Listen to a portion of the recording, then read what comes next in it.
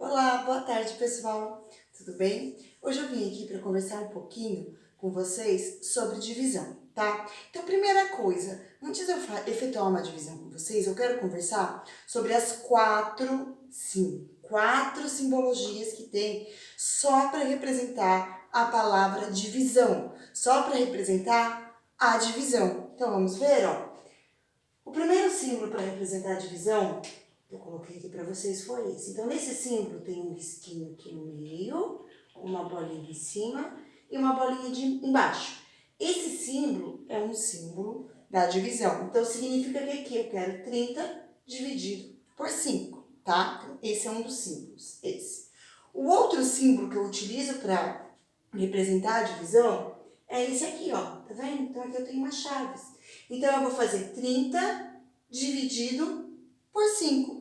Esse símbolo também representa a divisão. Um outro símbolo que representa a divisão são esses dois pontinhos aqui, ó. Tá vendo? Agora os dois pontinhos, só que sem um tracinho no meio. Então, quando eu utilizo esses dois pontinhos, eu também quero saber o resultado de uma divisão, certo? Uma outra forma também de simbolizar a divisão é esse traço aqui, né? É o traço que nós utilizamos na fração. Então, quando eu coloco um traço desse, significa que eu quero 30 dividido por 5. Assim como quando eu coloco dois pontinhos, é porque eu quero 30 dividido por 5.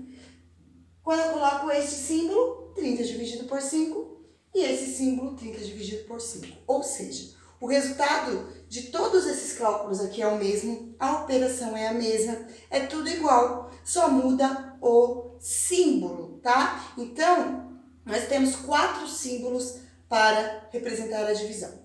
Não se esqueçam disso. Então, toda vez que vocês estiverem em uma aula de matemática e a professora colocar um traço na fração, saibam, esse traço indica que nós estamos dividindo. Quando a professora colocar dois pontinhos, mesma coisa, significa que nós estamos dividindo. E se a professora usar esse símbolo, ela também vai estar dividindo, e esse símbolo também é utilizado para divisão. Então, todos esses símbolos são iguais.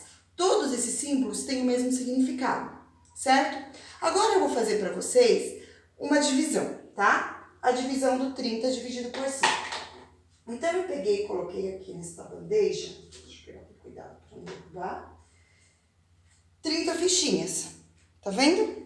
Então, vamos simbolizar agora a divisão. Eu tenho 30 fichinhas que eu vou dividir em 5 grupos, porque é 30 dividido por 5. Então, eu vou dividindo um para você, um para você, um para cá, um para cá, um para cá. De novo, eu vou dividindo até esgotar todas as fichinhas.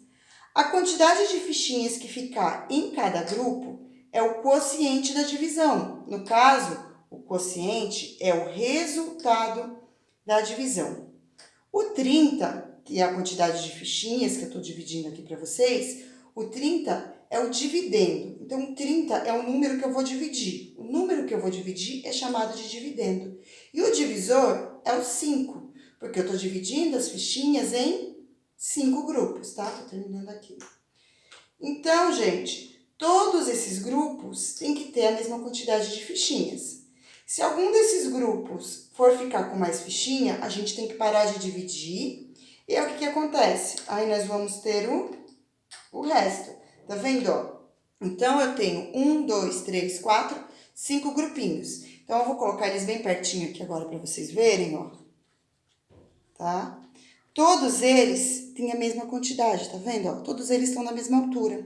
Cada um desses grupinhos tem 1, 2, 3, 4, 5, 6. Ou seja, se eu pegar o número 30 e dividir em 5 grupos, então se eu pegar o dividendo 30 e dividir em 5 grupos, no caso, o divisor foi 5, né? Eu vou ter o quociente, que é o resultado, igual a 6, porque cada grupinho desse tem 6 fichinhas. Tudo bem? Gente, por que as pessoas dizem que a multiplicação é a operação inversa da divisão?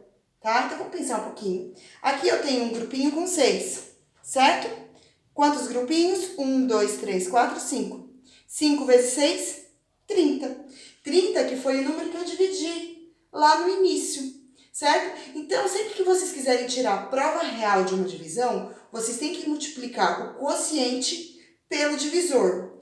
O quociente vezes o divisor tem que ser igual ao dividendo, tem que ser igual ao número que nós começamos, né, no início a dividir. Então, ó, se eu juntar todas essas fichinhas aqui, fizer 5 vezes o 6, eu vou ter de novo 30 unidades, tá certo? Gente, por hoje é só isso. Fiquem com Deus e eu vou mandar para vocês algumas atividades, tá bom? Sobre divisão. Um beijão, tchau!